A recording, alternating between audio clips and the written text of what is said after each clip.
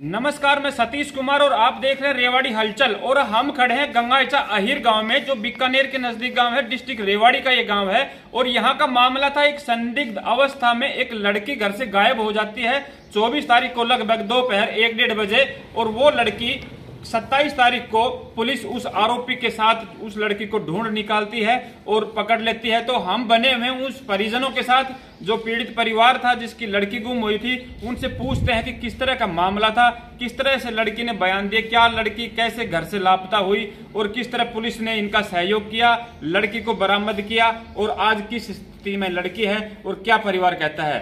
बात करवाते हैं, लड़की के दादाजी हमारे साथ बने हुए हैं। सर नमस्कार। नमस्ते सर, ये मामला जो था, अपनी बिटिया गुम हुई थी, उसके बारे में हम पूरी जानकारी लेना चाहेंगे आपसे कि किस तरह लड़की घर से गायब हुई, किस तरह आपको खबर लगे कि लड़की घर से गायब हो गई, उसके बाद आपकी क्या प्रक्रिया रही और पुलिस का क्या सहयोग रहा और लड़की किन परिस्थितियों में मिली और लड़की कैसी है, उस बारे में बताएं थोड़ा।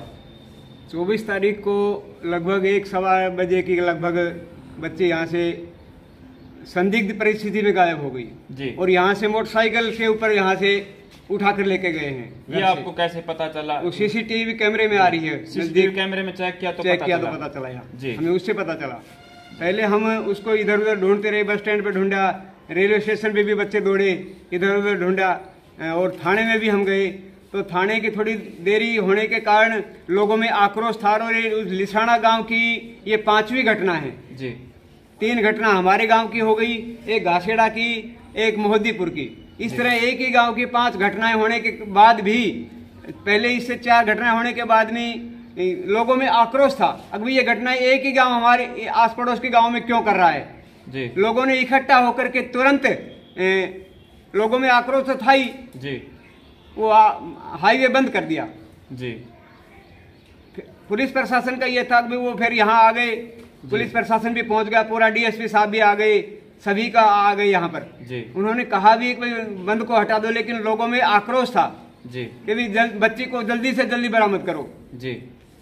और उसके बाद में एसपी साहब ने, डीसी साहब ने फिर हमें आश्वासन दिया, डीसी साहब के ने बुलवाया, हम वहाँ गए, डीसी साहब ने आश्वासन दिया कि तुरंत ही एसआईटी गठित कर दी गई और जल्दी ही हम आरोपियों को पकड़ देंगे और आपकी बच्ची को घर पहुँचाएंगे जी। और एसपी साहब से भी फोन से बात हुई थी, एसपी साहब ने भी यही कहा कि भाई गामराम के आगे कोई बड़ा नहीं है और हम तुरंत ही इस मामले को सुलझा रहे हैं, जल्दी ही उसको गिरफ्तार करेंगे जी, उस जालिम को जी।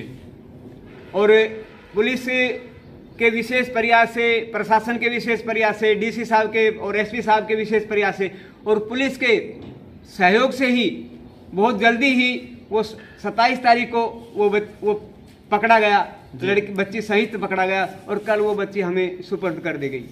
बच्चे ने क्या बताया घर आकर के, क्यों किस तरह से लेके गया? बच्ची डरी हुई है, सहमी हुई है, बच्ची का बच्ची बहुत डर भय बड़ा हुआ है उसमें जी। यही है कि भाई वो बच्ची को बेड़ा फुसला करके यहाँ से लेके भगाया गया है जी।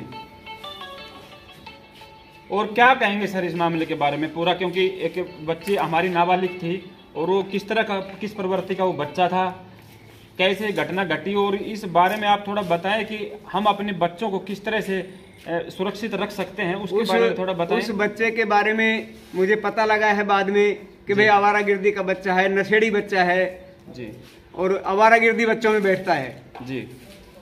तो मैं तो इस आपके चैनल के माध्यम से यही कहना चाहूँगा सभी को कि भी हम अपने बच्चों को थोड़े अच्छे संस्कार दें और उन पर नज़र रखें।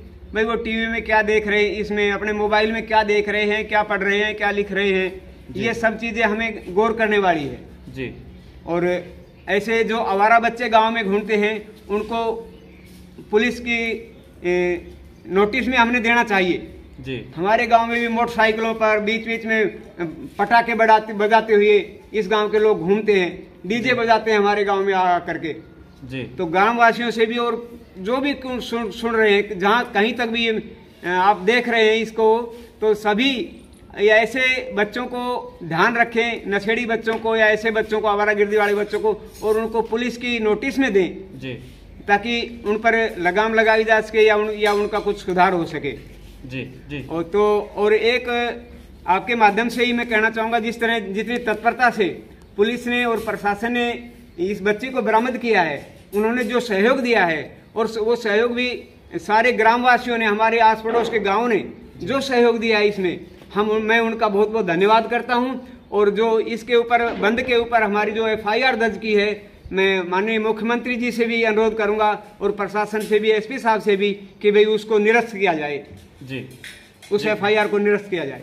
जी सर, सब क्या कहेंगे इस मामले के बारे में, जो पूरा मामला था? देखिए, मास्टर जयराम जी ने सारी बातें बता दी है जी, लेकिन गाँव में, इलाके में पूरे में जोश था, बड़े जोश और खरोश था कि ये आए तब तक बोले भाई पता लग गया कि निशाना का फिर लेगा भाई, जबकि वो पहले चैलेंज देते हैं कि हम और ले जाएंगे। तो इस प्रकार पूरा गांव और इलाका इकट्ठा हो गया, 1 घंटे के अंदर ही सब इकट्ठे हो गए और उन्होंने कहा कि हाईवे जाम कर दो। तब तक हम आए, वहाँ से पुलिस प्रशासन से आए, इतने तो हाईवे जाम कर चुके थे बच्चे, और बच्चों ने, लोगों ने, पूरे इलाके ने, हमने उनको कहा ये मत करो, लेकिन बहुत जोश था जी। तो प्रशासन पर किसी प्रकार का तोड़ फोड़ नहीं किया गया जी, किसी प्रकार की, केवल मात्र इशारतन भाई हाईवे इसलिए जाम कर रहे हैं कि इस बच्चे को लाओ और उन बदमाशों को सजा दो जी। तो मैं, प्रशासन ने बहुत ही अनुशासन से, किसी को कुछ नहीं कहा। पवन DSP साहब यहाँ खड़े रहे और उन्होंने हमारा बहुत ज़्यादा सहयोग किया और हमको आश्वासन दिया कि हम बच्चों को बहुत जल्दी आपके पास पेश कर देंगे जी। हम फिर SP साहब से, DC साहब से मिले। DC साहब ने कहा कि बहुत जल्दी थोड़ा सा अनुशासन रखो। हमने DC साहब से आने के बाद तुरंत उस जाम को हटा दिया और यहाँ पवन जी को, एक DSP साहब दूसरे थे, उनसे बुला करके, और SP साहब चंडीगढ़ गए हुए थे। SP साहब ने हमको आश्वासन दिया कि आपकी बच्ची को तुरंत, हमारी बच्ची है, हम तुरंत ला देंगे। और वास्तव में उन्होंने SIT गठित करके 4-5 टीम बनाई जी। जबकि CM का प्रोग्राम है, लेकिन हमारे प्रोग्राम को, हमारे इसको प्रायोरिटी दी जी। और इसमें पहले वो दिया, और इसके लिए हम प्रशासन का, पुलिस का, DC साहब का, SP साहब का, जिन्होंने इतनी तत्परता से, बहुत ही दुरुस्त और चुस्त से होकर के, और बदमाशों को कहाँ पकड़ा है, टोंक में जा कर के कितनी मेहनत की है, कितना प्रयास किया है। इसलिए मैं प्रशासन से बहुत ही आभारी हूँ और उनका हार्दिक धन्यवाद करता हूँ। SP साहब से अनुरोध करता हूँ कि जो भूल हो गई उसके लिए, हमारी जो ये हुई है, इसको FIR को साहब ने कहा भी है, लेकिन हम उनका अनुरोध करते हैं कि ऐसी गलती फिर नहीं होगी। और हमारा बहुत सहयोग किया, उसके लिए SP साहब का, DSP साहब का, DC साहब का हम आभार व्यक्त करते हैं, धन्यवाद करते हैं। पुलिस बहुत ही जुस्त और दुरुस्त होकर के हमारे काम किया, हम उसका बहुत आभार करते हैं। धन्यवाद जी, थैंक यू। तो परिवार का कहना है कि बार बार पुलिस प्रशासन की तारीफ की जा रही है कि पुलिस ने काफी मशक्कत करने के बाद उस बच्ची को ढूंढा, और बार बार ये परिवार उस पुलिस प्रशासन की तारीफ कर रहा है और गुहार लगा रहा है कि जो आक्रोश में आकर गांव में, क्योंकि माहौल इस तरह का बन चुका था कि लोग आक्रोश में थे, गुस्से में थे, क्योंकि एक बेटी जब घर से गायब हो जाती है तो पूरे गांव की बेटी बन जाती है वो, और इस तरह के हालात बन जाते हैं। इस चीज को लेकर उन्होंने रोड जाम करने का जो काम किया, पुलिस पर दबाव बनाने का, उसके लिए क्षमा याचना भी चाह रहे हैं कि वो मुकदमा इन पर से हटाया जाए, क्योंकि वो मामला पूरा क्लियर हो चुका है। तो अब इस मामले को इनके ऊपर से केस हटाया जाए, ये बार बार रिक्वेस्ट कर रहे हैं। तो हम बात करवाते हैं पुलिस प्रशासन से भी कि किस तरह का ये मामला था और किस तरह क्या उनकी कार्रवाई रही, क्योंकि पुलिस प्रशासन इस जगह तारीफों के लायक काम किया है पुलिस ने। तो हम पुलिस से भी बात करवाते हैं आपकी। चलिए पुलिस थाने।